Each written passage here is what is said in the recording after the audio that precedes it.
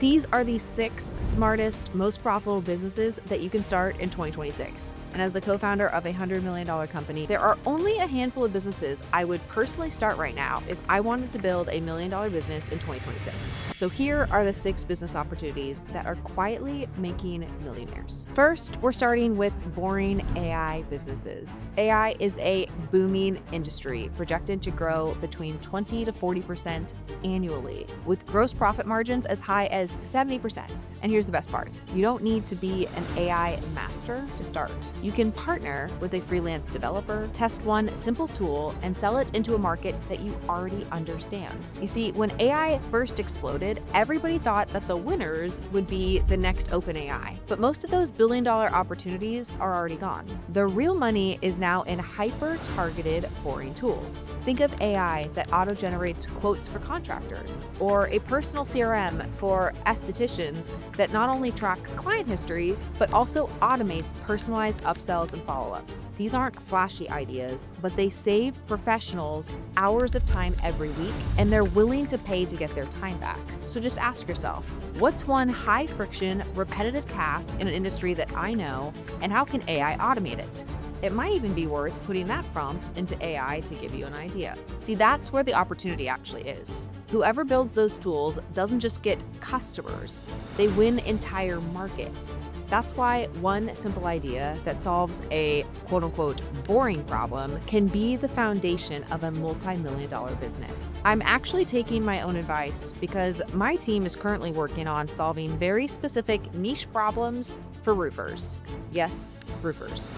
I have been going on roofing on-sites over the last handful of months because I see a massive opportunity in being able to leverage AI to solve problems that roofers every single day struggle with when it comes to generating leads, following up with those leads, training their salespeople on how to work those leads in order to get them to conversions. And there are hundreds of industries that could take the same approach, and you could start that business. When you think about the traditional roofing business owner, they are a roofer first. They are not traditionally business owners. They don't have some formal background in really understanding how to take a lead, engage that lead to get a conversion, and do that as quickly as possible while ensuring that they are on top of their reviews, their hiring, their financials, and all of the other business-related tasks. So being able to solve for them those business-related functions using AI is of such high value, and being able to do it at scale is the opportunity that we're taking advantage of. And you too could do this for just about any industry where there is a technical person that started the business but needs help with the business aspects of the business. And AI is uniquely positioned to solve these problems, and the business owner is uniquely positioned not to solve these problems using AI because they're so busy running their businesses.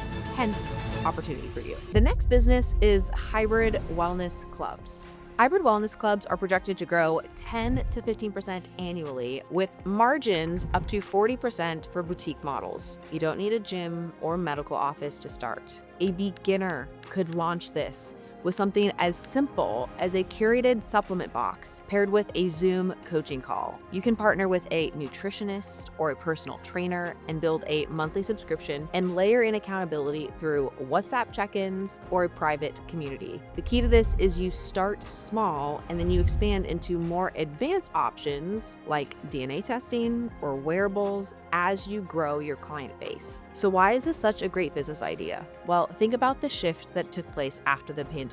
People lost trust in the traditional healthcare system.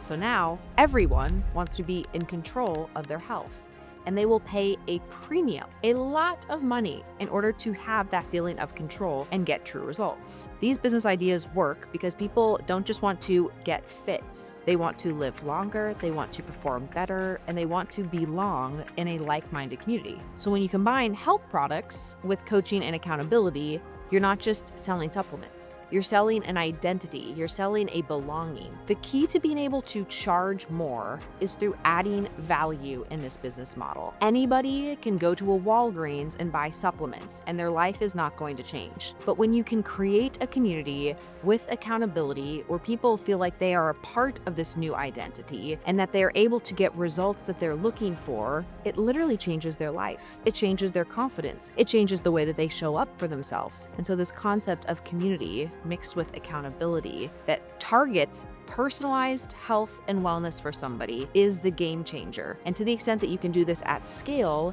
using different community and accountability platforms, you will be successful because people want you to help them and they want actual change. And what is required with actual change isn't just giving somebody a workout, isn't just giving somebody a supplement. It comes with the process of changing their identity from where they're at, not feeling great, feeling unhealthy, maybe even having some health-related issues, to transforming to be around a group of people who are active and doing the things that they see themselves doing. So yes, the product matters and the effectiveness of the product matters, whatever it is that you're selling, but don't underestimate or undervalue how much value you are creating in your business model by using accountability, follow-up, and community. The third business model with massive potential is home services. This market is growing at 10% a year between now and 2030, with built-in margins of between 10 to 20%. But you don't have to do the manual labor yourself. Beginners can start with picking one service, like plumbing, roofing, or pest control, and running it like a modern operator. Use Google Ads and Yelp to bring in leads, to hire contractors to do the jobs, and focus on scheduling and sales and customer reviews. You see, once your system works in one part of the city and grow into other parts of the city so that you're able to dominate with real market share in that city. The worst way to grow and expand a business is to have one business in Phoenix, Arizona, and then think that the market is tapped, so then you move to LA. That makes no sense. You could have between 10 to 15 successful roofing businesses in the Phoenix metro area. And then you get to leverage your brand, you get to leverage your hiring practices, you get to leverage into the grassroots movement that you've created for your individual business by growing and expanding inside your existing market. But the first step of that is doing it with your first location, creating the system, getting the model in place, to then be able to rapidly leverage that and expand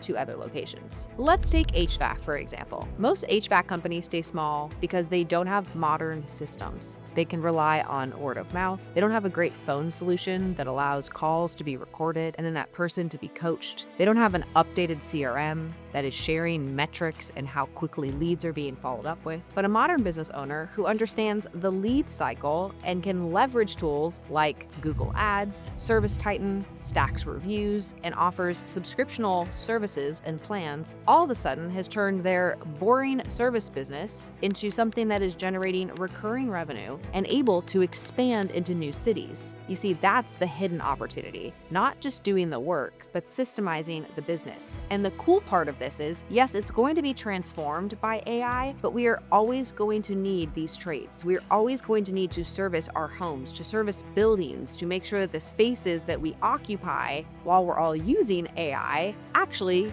can keep us safe, actually can protect us from the weather. And so I see this as not just a 2026 opportunity, but an opportunity over the next decade to be incredibly proficient in. And if you start today, you can build true wealth. And the truth is, most people just ignore these industries because they are the opposite of sexy, but that's actually why it's profitable. And the market is incredibly fragmented.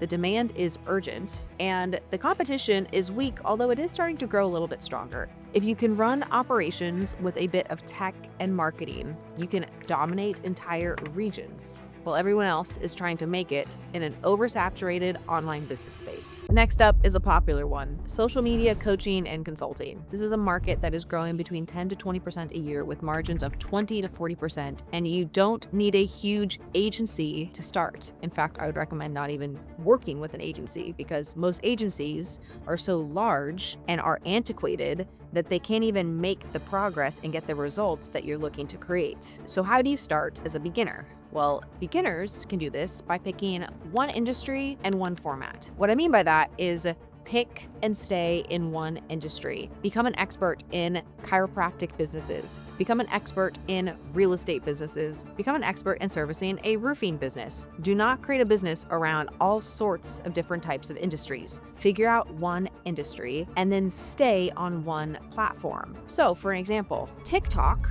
for real estate agents, YouTube for fitness studios. Build a simple playbook get results for your first client and then scale. You have to focus on getting the results for your first handful of clients. And you might think that it needs to be YouTube for fitness studios, but if you find out that people who want to buy fitness services aren't hanging out on YouTube, I would pivot to the right platform to get my clients the best results possible. This is not about you picking something that you like to do and that makes you feel good. It is about driving results for your first clients in that space and then being able to help other clients in that same space get the same, if not better, results. I know agencies that charge retainers of $8,000 a month just to make short form videos for dentists, for financial advisors, and the practices will happily pay because of the leads coming in. You see, I was actually getting dental work last week with my dentist, who is absolutely amazing, and he asked me if I know anybody in the dental space who can help him with his social media because he doesn't want to solve this problem. Thinking back to the previous point, he's a dentist. What he wants to do is be inside somebody's mouth, fixing things, making sure that it's clean, ensuring that they have healthy gums, reminding them to floss. He does not want to learn social media. So to the extent that you can solve his problem, which is he knows he needs to be on social media in order to grow his business, then he will pay you to do this. That is how you create businesses. In 2026, find a problem, a dentist who needs social media help, and provide the solution. I'm going to become an expert on Instagram so that I can help dentists all over the country drive growth into their practices. You see, there's a difference between just posting content and having a strategy. You would create the strategy. And the most important thing to understand is that most businesses confuse content with consistency. They hire a junior team member or a freelancer who isn't responsible for results. But if you position yourself as a driver of revenue, then you directly impact the most important part of your customer's business, which is their revenue. And once you can prove that you get ROI, your clients don't leave. Speaking of clients who don't leave, one of the things that I've implemented inside our business is an annual planning process. And I help my clients move through the annual planning process because if you can help somebody plan their revenue, plan their expenses, and all of the initiatives that they need in order to be successful next year, you win because you help them focus on the most important elements of their business, not just wing it and hope and pray that their business grows. And so my annual planning process is something that I have perfected. I have rolled this out with thousands of clients. And if you want to get access to this, you can go to my Instagram, send me a DM that specifically says annual, and I will send you over my annual planning templates. On to the next business. Sustainable products are one of the smartest businesses to start right now. This market is projected to grow 7.7% annually, according to Business Research Insights, with profit margins between 10 to 30%. And the best part is you don't need to invent the next Tesla. Beginners can start small using compliant packaging, reselling eco-friendly alternatives, or partnering with suppliers who already have solutions ready. This business model is hot right now because the EU's single-use plastic directive banned straws, cutlery, and plates in 2021. Overnight, entire industries had to scramble for suppliers. And more recently, new rules forced packaged food, beverage, and retail companies to overhaul their systems again. Each time this happens, entrepreneurs who already have compliant solutions see massive spikes in demand. And this isn't just in Europe. California and New York are already passing similar laws. That means that sustainability isn't just a green choice, it's survival. Businesses don't want eco-friendly products because it feels good. They actually need them to stay legal. And the entrepreneurs who solve this compliance problem become indispensable. The final industry that could make you a millionaire is one you probably already have a personal connection to: pet care.